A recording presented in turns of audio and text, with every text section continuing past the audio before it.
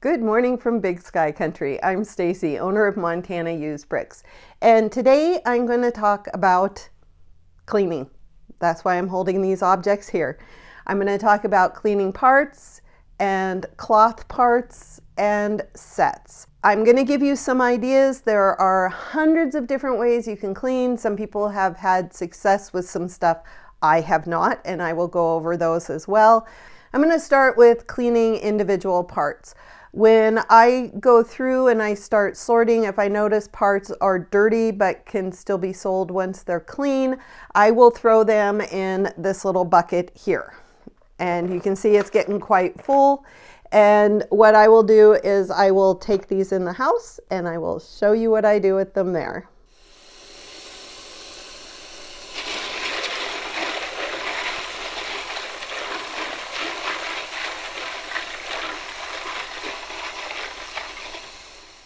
Okay, so once I have the dish soap in there, I just kind of agitate them to make sure that they're all wet, getting clean.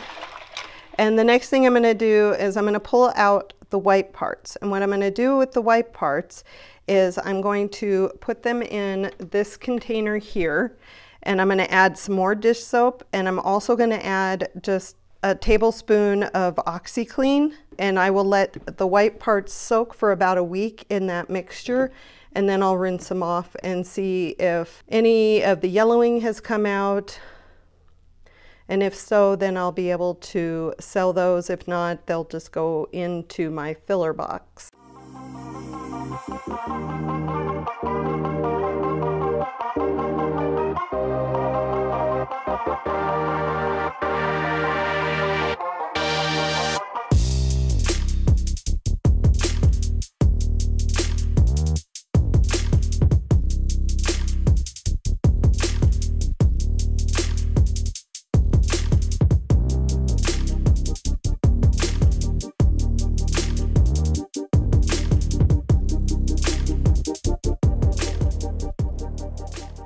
I have the parts fairly well cleaned. I did use this brush on some of the bigger plates just to get in between the studs. What I did not realize when I grabbed this towel, this is just an old towel that I always use to dry the Lego. What I did not realize is that one of my cats had been sleeping on this towel. So now I have cat hair stuck to everything. So I'm going to probably have to rinse these one more time just to get the cat hair off. But these are fairly well clean. If they're not clean or I can't get them clean, I will either try to clean them again, because this is an older part, so it's not very common. So I definitely want to clean this and get it into inventory. But there's some slopes that had some marks on them that probably will not come off, and because they're very common, those will probably just get thrown in the box. But parts that are unique or parts that have stickers on them, like this one has a little bit of sticker goo on it, so I need to check to make sure the sticker's in the right position, and if it is, I will probably try to get that off so that I can sell that part with the sticker. But like parts like this where there's some kind of ink or something on it, I don't want to waste my time, so those will just go in the filler box. But I always try to at least clean them just to see if I can get the stuff off. There's a little bit of Play-Doh or something inside of this, but again, this is a very common piece, so if I can't get it clean, it'll just go in the filler box. And with the white parts, like I said, it's a mix of OxiClean and dish soap. I'm going to let these soak for about a week in this mixture, and then I will rinse these off and go through them and see, because I noticed there was a couple of parts that were really yellowed that probably will not get white. There is a lot of videos out there about using hydrogen peroxide to clean your white parts, and I have talked about this several times in my videos, but since this is a cleaning video, I'll talk about it again. The hydrogen peroxide is tricky. Sometimes it'll work, sometimes it doesn't. What happened when I did it was all the parts came pristine white. They were beautiful. And I did that for quite a few sets that I used myself. I also did it for parts that I was selling, but after about a month or two, the parts yellowed even worse than they were before when I did the hydrogen peroxide trick. So it's a great short-term solution. So if you're going to be like putting a set together, taking pictures of it, whatever, then you probably want to do that. If you're going to be selling the parts, I would not recommend using the hydrogen peroxide. If you can't get the yellow to come out, just throw it in your filler box. There are people who have had success with it. I don't know what they're doing differently than what I was doing, than maybe a different type of hydrogen peroxide, maybe a little bit stronger, maybe less strong. I was just using the hydrogen peroxide that you can get like at the dollar store or at Walmart, but maybe there's a brand that works better than those. If there is, go ahead and put it in the comments. I would be interested to see if that works for you, because I did not have success, and I can't even begin to tell you how many parts I had to toss. I have a couple of sets that I want to sell, then I'm going to have to buy the white parts again, because the parts that I use the hydrogen peroxide on have faded so bad that I can't even sell the set now. That's how I clean individual parts. I would be interested how other people do it. I've heard of people putting them in bags and running them through the dishwasher or even through their washing machine. I have not tried that. We don't have a dishwasher, for one, and two, I do not want to try that with our washer, because I'm afraid that would do damage to the washer, but I have heard of people doing that. So there are different ways. I've also done mass washes. I do those generally during the summer, because I will fill up a huge bucket full of parts and soapy water, and I will leave them outside and just agitate them every couple of days, and after about 2 or 3 days, then I will dump them out and dry them off on our sidewalk, on huge towels on our sidewalk. I haven't done that for a while because I haven't gotten any big bulk lots that needed to have that kind of cleaning done on them, but that's also another way to do it. So as for the cloth parts, I don't have any cloth parts right now that need to be cleaned, but the reason this whole video came about was I was looking at the Facebook Bricklink Worldwide Buyer and Sellers group, and somebody had asked how to clean minifigure capes, which was kind of interesting because just last night we had a family over to discuss Bricklink and Lego, and it was very exciting to find somebody who's as crazy as we are. But anyway, I was showing them some of the sets, and embarrassingly, I have some sets in the house that have been sitting on a shelf literally for years, and I have not touched them, so when we took them down, they were completely covered in dust.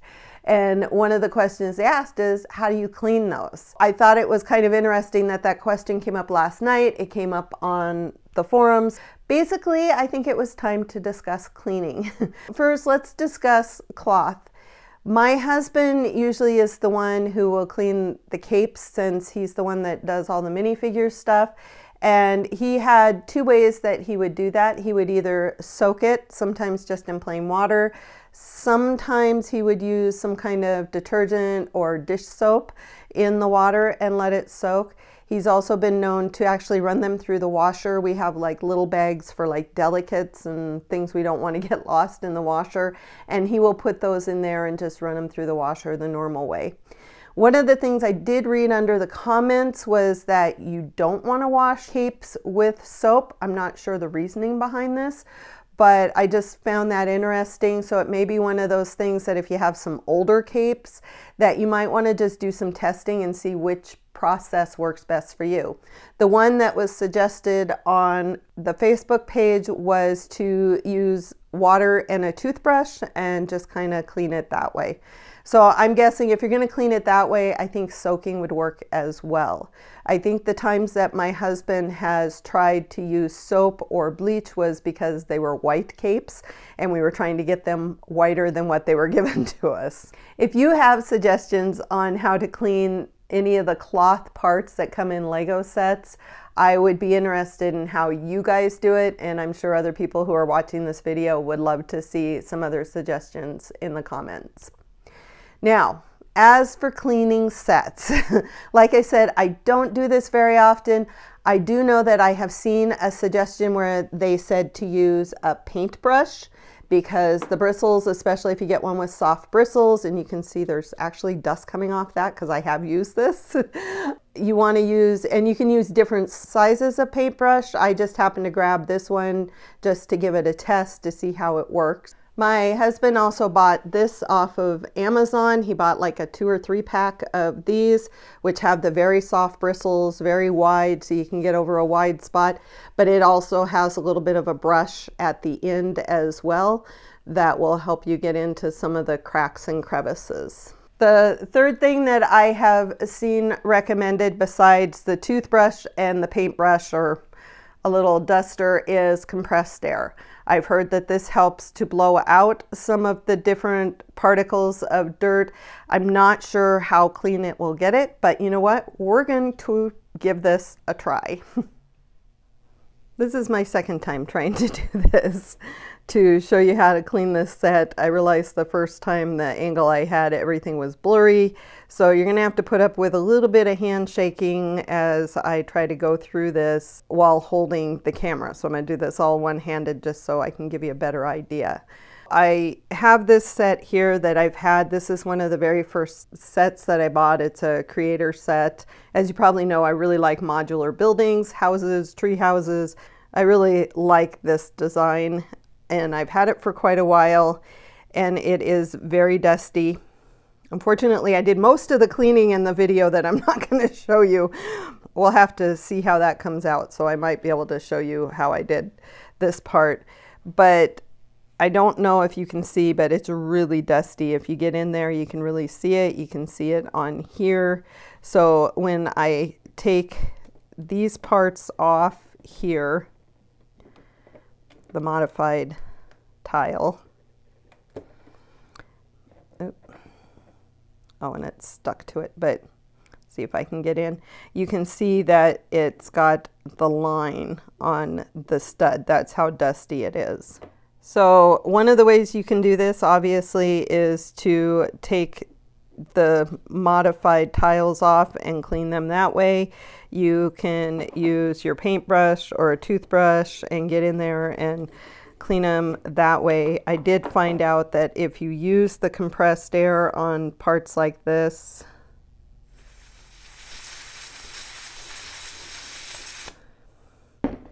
it cleaned it up above. Let's see if it does it on this one as well. You can see that there isn't those little lines on there, so the compressed air will get in between the open parts that you want to clean. And then I did find that this feather duster works really well just by brushing it over the top of parts. And then if it doesn't get clean with the feather duster end, I can use the brush end. And it's going to make a liar out of me this time. It's not going to clean it. There we go. But obviously, to go in between all of these studs is going to take quite a while to clean, because there is a lot of dust built up on these. Because like I said, I don't think to clean these or to dust them off, which I probably should. I should probably put it on my calendar, but with all the sets we have, I'd probably spend all month just going through and cleaning sets. So that's one way. You can use the feather duster side, which seems to do fairly well. So if anybody has a suggestion on how to quickly clean in between the studs on plates, especially on one like this where you have a lot of it to clean, I would be interested, because I'm not sure if the compressed air will do a very good job. Let me find a part that's dusty we can test here. See if we can.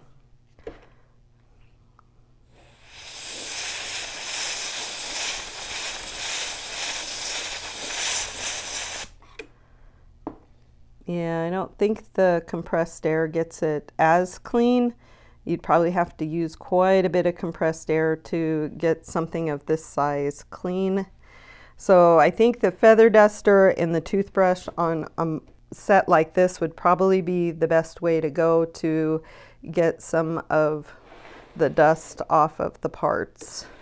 If anybody has a quick and easy way to dust off their sets, especially when there's a lot of little parts that might come flying off depending on how you're cleaning, I would be very interested to know how to do that, because this would be probably quite a bit of a long process. This is just one of many sets that we have, and it's actually one that looks like it should be fairly easy to clean, but in reality, there's a lot of nooks and crannies and little parts that can go flying depending on how rough I am with the cleaning.